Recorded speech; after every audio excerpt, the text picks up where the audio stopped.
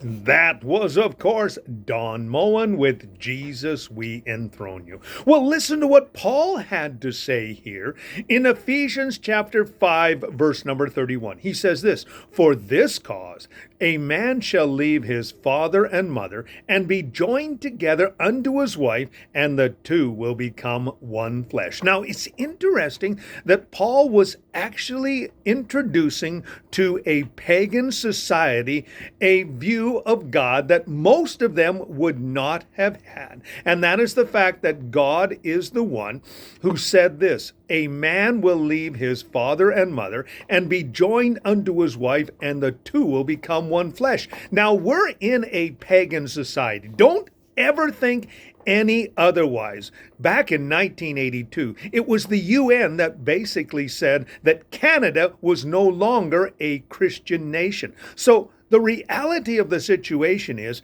today we have some pretty wild concepts of what a marriage is all about and what a union is between two people. So here we are once again introducing society to the fact that God had an original idea.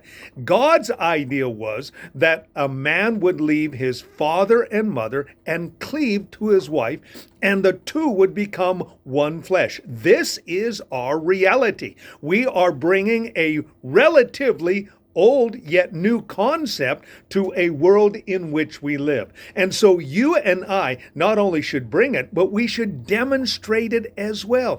Teaching people that God has an idea, not the ideas that are being thrown around by the political realm or the cultural realm or the educational realm, but God had an idea. And God's idea is that a man and woman would come together, that a man would leave his father and mother and cleave to his wife, and the two would become one. Not two people coming together, bringing 50% to the table, but 100% to the table.